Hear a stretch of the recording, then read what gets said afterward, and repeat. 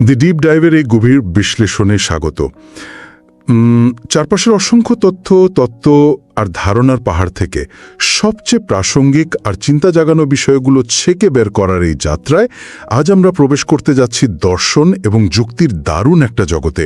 হ্যাঁ, আর আজকের আলোচনার কেন্দ্রবিন্দুতে রয়েছে আসিফ মহিউদ্দিন রচিত একটি প্রবন্ধ। এটি প্রকাশিত হয়েছে সংশয় চিন্তার মুক্তির আন্দোলন পোর্টালে। প্রবন্ধটির শিরোনাম হল অজ্ঞেয়বাদী নাস্তিকতার জ্ঞানতত্ত্ব এবং একটি আর্গুমেন্ট। একদম। আজকের আলোচনার মূল লক্ষ্য হলো কোনো ভারী বা খটমটে দার্শনিক পরিভাষায় হারিয়ে না গিয়ে অত্যন্ত সহজ ও সাবলীলভাবে এই অজ্ঞেয়বাদী নাস্তিকতা বা অ্যাগনস্টিক এথিইজমের জ্ঞানতাত্ত্বিক ভিত্তিগুলো ডিকোড করা। যারা খুব কম সময়ে জটিল দার্শনিক চিন্তাধারা বুঝতে আগ্রহী, তাদের জন্য এটি দারুণ একটা বৌদ্ধিক যাত্রা হতে চলেছে। তবে শুরুতেই একটা বিষয় একটু পরিষ্কার করে নেওয়া খুব জরুরি। আজকের আলোচনাটা বেশ সেন্সিটিভ, কারণ বিষয়টি সরাসরি ঈশ্বর, ধর্ম এবং বিশ্বাস নিয়ে। ঠিক। প্রবন্ধে বেশ কিছু জোরালো দাবি আর আর্গুমেন্ট উপস্থাপন করা হয়েছে, কিন্তু আমরা এখানে কোনো পক্ষ নিচ্ছি না। না, একেবারেই না। কোনো নির্দিষ্ট ধর্মীয় বা রাজনৈতিক মতাদর্শকের সমর্থন বা বিরোধিতাও আমরা করছি না। আমাদের একমাত্র কাজ হল প্রবন্ধে যে যৌক্তিক ও দার্শনিক কাঠামোটি দেওয়া হয়েছে তা সম্পূর্ণ নিরপেক্ষভাবে বিশ্লেষণ করা, যাতে এর ভেতরে তাত্ত্বিক কথাগুলো স্পষ্টভাবে বোঝা যায়। ওকে, চলুন বিষয়টা একটু খুলে বলি। দর্শন বা লজিক কিন্তু কোনো একঘেয়ে পাঠ্যপুস্তকের বিষয় নয়। এটা আসলে আমাদের চারপাশকে দেখার, জগৎকে যাচাই করার একটা লেন্স। আর প্রবন্ধটি শুরুই হয়েছে ঠিক এমন একটা লেন্স দিয়ে, ভাষার ব্যবচ্ছেদ। হ্যাঁ, ইংরেজি বিলিফ এবং বাংলা বিশ্বাস শব্দ দুটোর মধ্যে একটা সূক্ষ্ম কিন্তু বিশাল পার্থক্য আছে। ইংরেজিতে বিলিফ শব্দটা অনেক ব্যাপক, অনেকটা ছাতার মতো, মানে একটা নিউট্রাল শব্দ। ঠিক তাই। যেমন ধরুন, আজ বৃষ্টি হতে পারে, এটাও একটা বিলিফ। আবার ঈশ্বরে আস্থা, এটাও বিলিফ। কিন্তু বাংলায় বিশ্বাস শব্দটার সাথে অনেক ক্ষেত্রে প্রমাণের অভাব বা এক ধরনের ভক্তি ওতপ্রোতভাবে জড়িয়ে থাকে। ভাষার এই সূক্ষ্ম পার্থক্যটা আসলে পুরো জ্ঞানতত্ত্ব বা এপিস্টেমোলজির একটা অনেক বড় ভিত্তি। প্রবন্ধটি এই জায়গাটাতেই খুব চমৎকারভাবে আলো ফেলেছে। একাডেমিক দর্শনে জ্ঞান এবং বিশ্বাসের পার্থক্য কিভাবে তৈরি হয় তা বুঝতে হলে আমাদের একেবারে প্রাচীন গ্রিসে ফিরে যেতে হবে, প্লেটোর কাছে। একদম। প্লেটোর থিয়েটেটিস ডায়লগ থেকে আসা জাস্টিফাইড ট্রু বিলিফ বা সংক্ষেপে জেটিবির ধারণাটি এখানে সবচেয়ে প্রাসঙ্গিক। কোনো কিছুকে শুধু বিশ্বাস করলেই তা জ্ঞান বা নলেজ হয়ে যায় না। তাহলে জ্ঞান হতে গেলে কি লাগে? কোনো বিষয়কে জ্ঞান হতে হলে তিনটি কঠিন শর্ত পূরণ করতে হয়। প্রথমত, বিষয়টিকে সত্য হতে হবে। দ্বিতীয়ত, সেই সত্য দিতে মানসিকভাবে বিশ্বাস থাকতে হবে। এবং তৃতীয়ত, এটাই সবচেয়ে জরুরি, ওই বিশ্বাসের পেছনে যৌক্তিক প্রমাণ বা জাস্টিফিকেশন থাকতে হবে। আচ্ছা, একটু দাঁড়ান, বিষয়টা একটু তলিয়ে দেখা যাক। আমি যদি কোনো কিছু বিশ্বাস করি এবং কাকতালীয়ভাবে সেটা সত্য হয়ে যায়, তাহলেও কি সেটা জ্ঞান হবে না? কারণ শর্ত তো দুটো মিলে গেল, বিশ্বাস আর সত্য। খুব সুন্দর একটা পয়েন্ট ধরেছেন। দর্শনে একে এপিস্টেমিক লাক বা জ্ঞানতাত্ত্বিক ভাগ্য বলা যেতে পারে, কিন্তু একে কিছুতেই জ্ঞান বলা যাবে না। ভাগ্য কিন্তু জ্ঞান নয়। হ্যাঁ, একটা ক্লাসিক উদাহরণ দেওয়া যাক। ধরুন, একটা দেয়াল ঘড়ি নষ্ট হয়ে আছে, দুপুর 12টায় কাঁটা থেমে আছে। আপনি ঠিক দুপুর 12টার সময় ঘড়িটার দিকে তাকালেন। ওকে। এবং আপনি বিশ্বাস করলেন যে এখন 12টা বাজে। বাস্তবেও তখন ঠিক 12টায় বাজে, অর্থাৎ আপনার বিশ্বাসটি সত্য। কিন্তু ঘড়িটা তো নষ্ট। ঠিক ধরেছেন। এই সত্যে পৌঁছানোর পেছনে আপনার যে জাস্টিফিকেশন বা প্রমাণ ছিল, ওই নষ্ট ঘড়িটি তা ত্রুটিপূর্ণ। এডমন্ড গেটিয়ারের মতো আধুনিক দার্শনিকরা এই জেটিবি ধারণার ওপর এভাবেই সূক্ষ্ম বিশ্লেষণ দিয়েছেন। দারুণ একটা উদাহরণ। নষ্ট ঘড়ির এই বিষয়টা আসলেই পরিষ্কার করে দেয় যে জাস্টিফিকেশন কতটা জরুরি। সঠিক প্রমাণ ছাড়া কোনো বিশ্বাস কেবলই অন্ধবিশ্বাস, তা কখনোই জ্ঞান হয়ে ওঠে না। একদম তাই। আর ঠিক এই তাত্ত্বিক পার্থক্যের জায়গা থেকেই অজ্ঞেয়বাদ আর নাস্তিক্যবাদের আসল পার্থক্যটা বোঝা যায়। সাধারণ আলাপে অনেকেই মনে করেন এই দুটো বোধহয় একই জিনিস, অথবা একটা আর একটার পুরোপুরি বিরোধী। কেউ হয়তো ভাবে অজ্ঞেয়বাদীরা শুধু সিদ্ধান্ত নিতে ভয় পাচ্ছে। হ্যাঁ, কিন্তু প্রবন্ধটি দেখাচ্ছে যে এরা আসলে সম্পূর্ণ ভিন্ন দুটো প্রশ্নের উত্তর দেয়। একটা হলো জ্ঞানের প্রশ্ন, আর একটা হলো বিশ্বাসের প্রশ্ন। এখানে দুটো আলাদা অক্ষ বা অ্যাক্সেস কাজ করে। অজ্ঞেয়বাদ বা অ্যাগনোসিসিজম হলো মূলত জ্ঞানের অভাব বা সীমাবদ্ধতা স্বীকার করা। অর্থাৎ বর্তমান প্রমাণের ভিত্তিতে ঈশ্বরের অস্তিত্ব বা অনস্তিত্ব নিশ্চিতভাবে জানা অসম্ভব, এটি হলো সেই অবস্থান। ঠিক, এটি জানা বা নলেজের সাথে সম্পর্কিত। অন্যদিকে নাস্তিক্যবাদ বা এথিইজম হল বিশ্বাসের অভাব বা ল্যাক অফ বিলিফ। এটি বিশ্বাস বা বিলিফের সাথে সম্পর্কিত। আচ্ছা, তার মানে কেউ একই সাথে অজ্ঞেয়বাদী এবং নাস্তিক হতে পারে? বিষয়টা কি স্ববিরোধী হয়ে যাচ্ছে না? মোটেও স্ববিরোধী নয়, বরং এটাই সবচেয়ে লজিক্যাল সমন্বয়। প্রবন্ধের মূল বিষয়ই এটি। একজন অজ্ঞেয়বাদী নাস্তিক মূলত বলছেন, আমি জানি না ঈশ্বর আছেন কি নেই। কারণ এটা প্রমাণ করার মতো কোনো অকাট্য জ্ঞান নেই। হ্যাঁ, কিন্তু যেহেতু কোনো যাচাইযোগ্য বা ফলসিফায়েবল প্রমাণ নেই, তাই আমি বিশ্বাসও করি না। অর্থাৎ জ্ঞানের অভাবে তিনি দাবি করছেন না যে ঈশ্বর নিশ্চিতভাবে নেই, আবার প্রমাণের অভাবে তিনি ঈশ্বরে বিশ্বাসও করছেন না। এই অবস্থানটি প্রমাণের সীমাবদ্ধতাকে অত্যন্ত সৎভাবে স্বীকার করে নেয় এবং একই সাথে অপ্রমাণিত কোনো বিষয়কে অন্ধভাবে গ্রহণ করা থেকে বিরত থাকে। একদম নিখুঁতভাবে বলেছেন। ওকে, এই সমন্বয়টা এখন পরিষ্কার। কিন্তু এই যে আমরা বারবার প্রমাণের কথা বলছি, এখানে একটা বড় প্রশ্ন থেকে যায়, কে প্রমাণ করবে? এটা একটা বড় বিতর্ক। সমাজে তো দেখা যায় যে বিশ্বাস করে না তাকেই চেপে ধরা হয় প্রমাণ করার জন্য। কিন্তু যুক্তিবিদ্যার সবচেয়ে গুরুত্বপূর্ণ একটি নীতি হল প্রমাণের দায়ভার বা বার্ডেন অফ প্রুফ। প্রবন্ধটি এই জায়গাটায় বেশ জোর দিয়েছে। যিনি একটা দাবি করছেন, প্রমাণ তো তাকেই দিতে হবে, তাই না? অবশ্যই। যদি আমরা বড় পরিসরে চিন্তা করি, আইনি ব্যবস্থায় যেমন একটা নিয়ম আছে, প্রমাণিত না হওয়া পর্যন্ত অভিযুক্তকে নির্দোষ ধরা হয়। Innocent until proven guilty. ঠিক তাই, যুক্তিবিদ্যাতেও ঠিক একই নিয়ম। একে বলা হয় ওনাস প্রবান্ডি। যিনি পজিটিভ বা ইতিবাচক দাবি করেন, যেমন মহাবিশ্বের একজন স্রষ্টা আছেন, প্রমাণের দায়ভার সম্পূর্ণভাবে তার ওপরেই বর্তায়। যিনি কেবল প্রমাণ না থাকার কারণে দাবিটি মেনে নিচ্ছেন না, তাকে আলাদা করে ওই সৃষ্টার অস্তিত্বহীনতা প্রমাণ করার কোনো প্রয়োজন নেই। ঠিক, প্রমাণ ছাড়াই প্রত্যাখ্যান করা যায়। খুব সহজ কিন্তু দারুণ শক্তিশালী একটা লজিক। এর সাথে কার্ল সেগানের সেই বিখ্যাত উক্তিটিও চলে আসে, অসাধারণ দাবির জন্য অসাধারণ প্রমাণ প্রয়োজন, বা extraordinary claims require extraordinary evidence. হ্যাঁ, মহাবিশ্বের সৃষ্টি বা প্রকৃতির নিয়মের বাইরে গিয়ে কোনো অতিপ্রাকৃত সত্তার অস্তিত্বের দাবি তো বিশাল একটা ব্যাপার। ব্যক্তিগত অনুভূতি দিয়ে তো এত বড় দাবি প্রতিষ্ঠিত করা যায় না। কিন্তু এখানে আমার একটা খটকা লাগছে।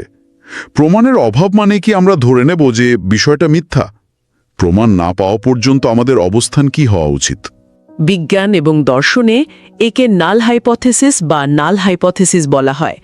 ডিফল্ট অবস্থান মানে এই নয় যে দাবিটিকে শুরুতেই পুরোপুরি মিথ্যা বলে সাব্যস্ত করা হলো। তাহলে এর মানে কি? সাসপেন্ড করার একটা মানসিকতা। এর সাথেই গভীরভাবে যুক্ত অকামস রেজার বা অকামস রেজার নীতিটি। অকামস রেজার, এই রেজার বা খুর দিয়ে আবার কি কাটা হয়? এটি আসলে অতিরিক্ত বা অপ্রয়োজনীয় অনুমান ছেঁটে ফেলার একটি দার্শনিক খুর। এই নীতি অনুযায়ী একই তথ্যকে ব্যাখ্যা করার জন্য যদি একাধিক তথ্য থাকে, তবে যে তথ্যের সবচেয়ে কম অনুমান বা অ্যাজাম্পশন করতে হয় সেটিই গ্রহণ করা উচিত। একটা উদাহরণ দেওয়া যায়?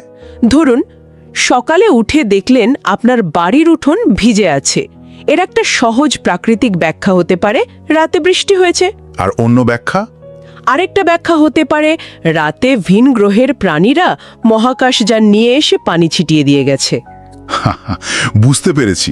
অকামস রেজার বলছে, যেহেতু বৃষ্টির ব্যাখ্যাটি আমাদের জানা প্রাকৃতিক নিয়ম দিয়ে সহজে মিলে যায়, তাই এখানে ভিনগ্রহের প্রাণীর মতো একটি অপ্রমাণিত এবং অতিরিক্ত অনুমান যুক্ত করার কোনো যৌক্তিকতা নেই। একইভাবে মহাবিশ্বের উৎপত্তি বা বিবর্তনকে যদি বিজ্ঞান ও প্রাকৃতিক নিয়ম দিয়ে ব্যাখ্যা করা যায়, তবে সেখানে একজন অতি প্রাকৃতিক সত্তার অনুমান যুক্ত করাটা অকামস রেজার অনুযায়ী অপ্রয়োজনীয়। একদম তাই। পয়েন্টটা ভ্যালিড। কিন্তু অনেকেই পাল্টা একটা যুক্তি দেন। তারা বলেন প্রমাণের অনুপস্থিতি মানেই তো অস্তিত্ব না থাকার প্রমাণ নয়। Absence of evidence is not evidence of absence. হ্যাঁ, মানে আমরা হয়তো এখনো খুঁজেই পাইনি। আজকে যা প্রমাণ করা যাচ্ছে না, 100 বছর পর তো বিজ্ঞান সেটা প্রমাণও করতে পারে। তাহলে শুধু প্রমাণের অভাবে কোনো কিছুকে অস্তিত্বহীন বলে বাতিল করে দেওয়াটা কি একটু বেশি তাড়াহুড়ো হয়ে গেল না? এই যুক্তিটা প্রথম দেখায় খুব শক্তিশালী মনে হয়, কিন্তু যুক্তিবিদ্যায় এখানে একটি বিশেষ শর্ত যোগ করা হয়। কি শর্ত? যদি কোনো সত্তার সত্যি অস্তিত্ব থাকে, তবে তার এমন কোনো নির্দিষ্ট প্রভাব থাকার কথা যা পর্যবেক্ষণযোগ্য হওয়ার কথা ছিল। একটা উদাহরণ দিয়ে বোঝাই। ধরুন কেউ দাবি করলো এই ঘরের ভেতরে একটা মশা আছে। আচ্ছা, আপনি খুঁজলেন, পেলেন না। প্রমাণের এই অভাব কিন্তু মশা না থাকার অকাট্য প্রমাণ নয়, কারণ মশা খুবই ছোট, লুকিয়ে থাকতে পারে। লজিক্যাল।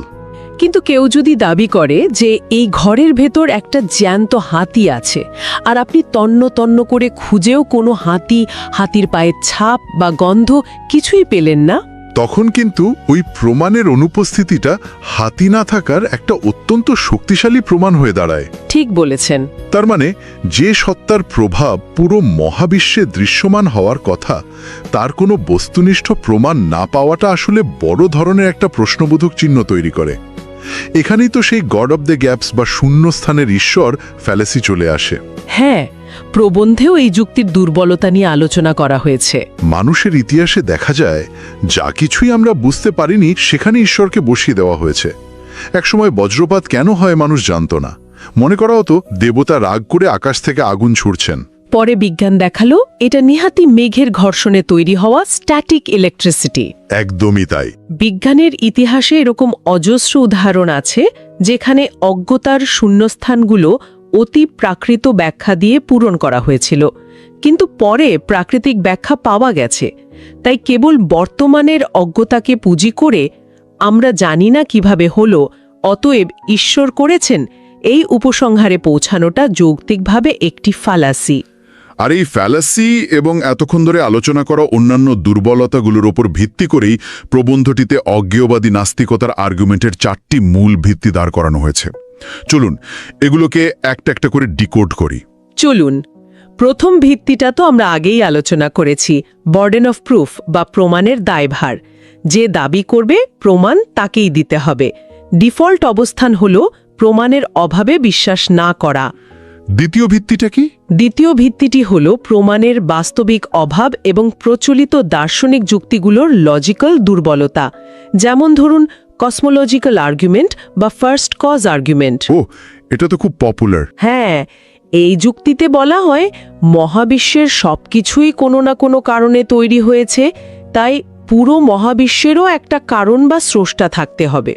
কিন্তু এখানেই তো সেই ইনফিনিট রিগ্রেস বা অসীম পেছনের দিকে যাওয়া লুপ শুরু হয়ে যায়।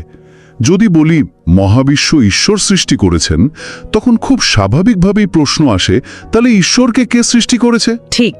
আর যদি বলা হয় ঈশ্বর সবসময় ছিলেন, তার কোনো স্রষ্টার প্রয়োজন নেই, তাহলে তো একই যুক্তি মহাবিশ্বের ক্ষেত্রে যোয়া যায়। মহাবিশ্ব বা এর ভেতরের মূল উপাদানগুলো হয়তো সবসময় ছিল। এখানে অযথাই একটা ঈশ্বর সত্তাকে এনে অকামস রেজাল্ট লঙ্ঘন করার তো কোনো মানে হয় না। চমৎকার ধরেছেন। একেই দর্শনে স্পেশাল প্লিডিং ফ্যালাসি বলা হয়।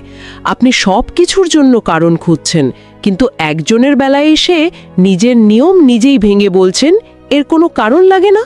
তার উপর আধুনিক কসমোলজি যেমন কোয়ান্টাম ফ্লাকচুয়েশন বা বিগ ব্যাং থিওরি মহাবিশ্বের উৎপত্তির এমন সব প্রাকৃতিক মডেল দাঁড় করিয়েছে যেখানে অতিপ্রাকৃত হস্তক্ষেপের কোনো প্রয়োজনই পড়ে না। ঠিক তাই। আর এই দ্বিতীয় যুক্তির সবচেয়ে শক্তিশালী দিকটি হল প্রবলেম অফ ইভিল বা অমঙ্গলের সমস্যা। এই প্রবলেম অফ ইভিলের বিষয়টা আসলেই অনেক গভীর। যুক্তিটা অনেকটা এমন যে যদি ঈশ্বর সর্বশক্তিমান, সর্বজ্ঞ এবং চরম দয়াময় হন, তবে পৃথিবীতে এত অমঙ্গল, এত দুঃখ কষ্ট কেন? হ্যাঁ, এটা একটা বড় প্যারাডক্স। একটা নিষ্পাপ শিশুর কেন হাড়ের ক্যান্সার হয়? সুনামি বা ভূমিকম্পে কেন হাজার হাজার নিরপরাধ মানুষ মারা যায়? এগুলো তো মানুষের তৈরি করা পাপ নয়, এগুলো প্রাকৃতিক। যদি ঈশ্বর এই কষ্টগুলো থামাতে পারেন কিন্তু থামান না, তাহলে তিনি পরম দয়াময় নন, আর যদি তিনি থামাতে চান কিন্তু না পারেন, তবে তিনি সর্বশক্তিমান নন। গ্রিক দার্শনিক এপিকিউরাসের এই প্যারাডক্সটি আসলেই ঈশ্বরের চিরাচরিত ধারণাকে অনেক বড় একটা ধাক্কা দেয়। এই সমস্যাগুলোর কারণেই প্রচলিত দাবিগুলোকে বিনা প্রশ্নে মেনে নেওয়া যায় না। এখানেই বার্ট্রান্ড রাসেলের টিপট বা চায়ের কেটলির উদাহরণটি সবচেয়ে ভালো কাজ করে। একদম প্রাসঙ্গিক। রাসেল বলেছিলেন, কেউ যদি দাবি করে যে পৃথিবী আর মঙ্গলের মাঝখানে একটা চীনামাটির চায়ের কেটলি সূর্যের চারপাশে ঘুরছে, আর সেটা এতই ছোট যে আমাদের সবচেয়ে শক্তিশালী টেলিস্কোপেও ধরা পড়বে না, তাহলে প্রমাণ করার দায় কিন্তু তার উপরই পড়ে। হ্যাঁ, কেউ সেই কেটলির অস্তিত্ব ভুল প্রমাণ করতে পারবে না বলেই যে আমাদের সেটা সত্যি বলে বিশ্বাস করতে হবে এমন কোনো বাধ্যবাধকতা নেই। মানে দাবিটা এমনভাবে করা হলো যাকে ফলসিফাই বা ভুল প্রমাণ করার কোনো উপায় রাখা হয়নি। আর যাকে ভুল প্রমাণ করার উপায় নেই তা বিজ্ঞান বা যুক্তির ধোপে টেকে না। এরপর আসি প্রবন্ধের তৃতীয় ভিত্তিতে। এটি হলো নিশ্চিত জ্ঞানের অভাব বা এভিডেন্সিয়ালিজম। হ্যাঁ, এভিডেন্সিয়ালিজম বলছে যে কোনো একটি বিষয়ে যদি প্রমাণ অপর্যাপ্ত বা নিরপেক্ষ হয়, তবে একজন যৌক্তিক মানুষের কাজ হল চূড়ান্ত বিচার বা জাজমেন্ট স্থগিত রাখা। জোর করে কোনো সিদ্ধান্তে পৌঁছনোটা অযৌক্তিক। কিন্তু এখানে এসে অনেকেই একটা ভিন্ন পথ ধরেন। তারা বলেন যুক্তি দিয়ে সব হয় না, বিশ্বাস থাকতে হয় অন্তরে, যাকে বলা হয় ফিডেইজম বা ফিডেইজম, প্রমাণ ছাড়া বিশ্বাস। তারা বলে ঈশ্বরে বিশ্বাস করাটাই তো সবচেয়ে নিরাপদ, ক্ষতি তো নেই। প্রবন্ধের চতুর্থ ভিত্তিটা মনে হয় এই জায়গাটায় আঘাত করেছে, তাই না? ঠিক। ফিডেইজম যৌক্তিকভাবে খুবই দুর্বল, কারণ যে কোনো পরস্পর বিরোধী দাবিকে এই অন্ধবিশ্বাস দিয়ে ন্যায্যতা দেয়া যায়। আপনি কোন ধর্মে অন্ধভাবে বিশ্বাস করবেন তা সাধারণত আপনার জন্মস্থানের ওপর নির্ভর করে। আর ওই যে নিরাপদ বাজির কথা বললাম, হ্যাঁ, দর্শনে এটি প্যাসকেলস ওয়েজার বা প্যাসকেলস ওয়াজার হিসেবে পরিচিত। প্যাসকেল যুক্তি দিয়েছিলেন যে ঈশ্বরে বিশ্বাস করাটাই সবচেয়ে নিরাপদ বাজি, কারণ ঈশ্বর যদি সত্যি থাকেন তাহলে বিশ্বাস করলে আপনি অনন্তকালের জন্য জান্নাত বা স্বর্গ পাবেন, আর ঈশ্বর না থাকলে বিশ্বাস করলেও আপনার খুব একটা ক্ষতি নেই। শুনতে তো খুব লোভনীয় অফার মনে হয়, অনেকটা ক্যাসিনোতে রিস্ক ফ্রি বেট ধরার মতো। কিন্তু এই যুক্তির ফাঁকটা কোথায়? ফাঁকটা অনেক বড়। এই যুক্তিটা ধরে নেয় যে অপশন মাত্র দুটো, হয় আপনার নির্দিষ্ট ধর্মের ঈশ্বর আছেন, নয়তো কেউ নেই। কিন্তু পৃথিবীতে তো হাজার হাজার ধর্ম এবং অসীম সংখ্যক ঈশ্বরের ধারণা রয়েছে। আচ্ছা, তার মানে আপনি যদি ভুল ঈশ্বরের প্রতি বাজি ধরেন, ধরুন আপনি ঈশ্বর কতে বিশ্বাস করলেন, কিন্তু মৃত্যুর পর দেখলেন ঈশ্বর খ বসে আছেন, যিনি তার উপর বিশ্বাস না আনার জন্য আপনাকে শাস্তি দেবেন, তখন তো শাস্তির ঝুঁকি বা পেনাল্টি সমানই থেকে গেল। দারুণ পয়েন্ট। তাছাড়া শুধু পুরস্কারের লোভে বা শাস্তির ভয়ে মনের ভেতরে জোর করে বিশ্বাস আনা যায় না। বিশ্বাস কোনো বৈদ্যুতিক সুইচ নয় যে চাইলেই অন অফ করা যায়। এটি বুদ্ধিবৃত্তিক সততার সাথে সাংঘর্ষিক। তাহলে পুরো আলোচনা শেষে একটা প্রশ্ন খুব স্বাভাবিকভাবে মানুষের মনে জাগতে পারে। অনেকেই ভাবতে পারেন, এই যে অজ্ঞেয়বাদী অবস্থান, আমি জানি না তাই আমি বিশ্বাস করি না, এটা কি আসলে কোনো অবস্থান হলো? এটা অনেকেই প্রশ্ন করেন। এটা কি স্রেফ একটা ভীরু বা দ্বিধাগ্রস্ত অবস্থান নয়? মানে সরাসরি হ্যাঁ বা না কোনো সিদ্ধান্তে না যাওয়ার একটা বুদ্ধিবৃত্তিক অজুহাত? প্রবন্ধটি এই সমালোচনার অত্যন্ত শান্ত এবং যৌক্তিক একটা খণ্ডন দিয়েছে। এই অবস্থানটি কোনোভাবেই ভীরুতা নয়। দর্শনের ভাষায় একে বলা হয় এপিস্টেমিক হিউমিলিটি বা জ্ঞানতাত্ত্বিক বিনয়। জ্ঞানতাত্ত্বিক বিনয়। হ্যাঁ, মানুষের একটা সহজাত প্রবৃত্তি হলো সবকিছুর উত্তর জানতে চাওয়া। যখন উত্তর থাকে না, তখন মানুষ মন গড়া উত্তর দিয়ে হলেও শূন্যস্থান পূরণ করতে চায়, কারণ অনিশ্চয়তা মানুষকে মানসিক চাপে ফেলে। ঠিক। কিন্তু এই মানসিক সান্ত্বনার মোহ ত্যাগ করে নিজের অজ্ঞতা বা জ্ঞানের সীমাবদ্ধতাকে সততার সাথে মেনে নেওয়া এবং অপ্রমাণিত দাবিকে প্রত্যাখ্যান করা, এটি আসলে একটা অত্যন্ত সাহসী সিদ্ধান্ত। তার মানে আমি জানি না বলতে পারাটা এক ধরনের বুদ্ধিবৃত্তিক সততা। কিন্তু এখানে আরেকটা বিষয় একটু পরিষ্কার হওয়া দরকার। নাস্তিকতা বলতে কি শুধু ল্যাক অফ বিলিফ বা বিশ্বাসের অভাবকেই বোঝায়? কেউ যদি সরাসরি বলে যে ঈশ্বর বলতে কেউ নেই, তখন কি হবে? এটি একটি গুরুত্বপূর্ণ পার্থক্য। নাস্তিকতা যখন কেবল ল্যাক অফ বিলিফ বা বিশ্বাসের অভাব হিসাবে থাকে, অর্থাৎ অজ্ঞেয়বাদী নাস্তিকতা, তখন তার ওপর কোনো প্রমাণের দায় থাকে না। কারণ সে তো নতুন কোনো দাবি করছে না। একদম। কিন্তু কেউ যদি স্ট্রং অ্যাথিইজম বা ঈশ্বর নিশ্চিতভাবেই নেই বলে একটি পজিটিভ বা ইতিবাচক দাবি করে বসে, তবে তাকেও কিন্তু প্রমাণ দেওয়ার দায়ভার নিতে হবে। ও আচ্ছা, কারণ সে অস্তিত্বহীনতার একটা চূড়ান্ত দাবি করছে। হ্যাঁ, আর এই প্রমাণ দেওয়ার চেষ্টা অনেকেই ওই প্রবলেম অফ ইভিল বা বিজ্ঞানের বিভিন্ন অকাট্য তথ্য দিয়ে করে থাকেন। তবে প্রবন্ধের মূল ফোকাস হল অজ্ঞেয়বাদী নাস্তিকতা, যা মূলত প্রমাণের ওপর ভিত্তি করে তার অবস্থান ঠিক করে। ওকে, আমরা আলোচনার একেবারে শেষ পর্যায়ে চলে এসেছি। যদি পুরো বিষয়টাকে একটু সামারি করি, তাহলে অজ্ঞেয়বাদী নাস্তিক্যবাদ মূলত প্রমাণের ওপর নির্ভরশীল একটি বুদ্ধিবৃত্তিকভাবে সৎ, বিজ্ঞানমনস্ক এবং যৌক্তিক ডিফল্ট অবস্থান। ঠিক। এটি এমন কোনো গোড়া বা অনড় জায়গা নয় যে একবার বিশ্বাস না করলে আর কখনো করা যাবে না। যদি ভবিষ্যতে কখনো অকাট্য, বস্তুনিষ্ঠ এবং যাচাইযোগ্য প্রমাণ সামনে আসে, তবে এই অবস্থান বদলাতেও কোনো বাধা নেই। একদমই তাই। কিন্তু বর্তমান বৈজ্ঞানিক এবং দার্শনিক প্রেক্ষাপটে বিদ্যমান প্রমাণের অভাবে এটিকেই যুক্তির মানদণ্ডে সবচেয়ে নিখুঁত এবং সৎ অবস্থান হিসেবে এই প্রবন্ধে তুলে ধরা হয়েছে। আলোচনার এই পর্যায়ে এসে বিদায় নেওয়ার আগে একটা গভীর চিন্তার খোরাক রেখে যেতে চাই। বিষয়টি হয়তো মূল প্রবন্ধে সরাসরি বলা নেই, কিন্তু এই পুরো জ্ঞানতাত্ত্বিক আলোচনার পড়তে পড়তে তা লুকিয়ে আছে। সেটা কি? মানব মস্তিষ্ক লক্ষ লক্ষ বছরের বিবর্তনের মধ্য দিয়ে গড়ে উঠেছে।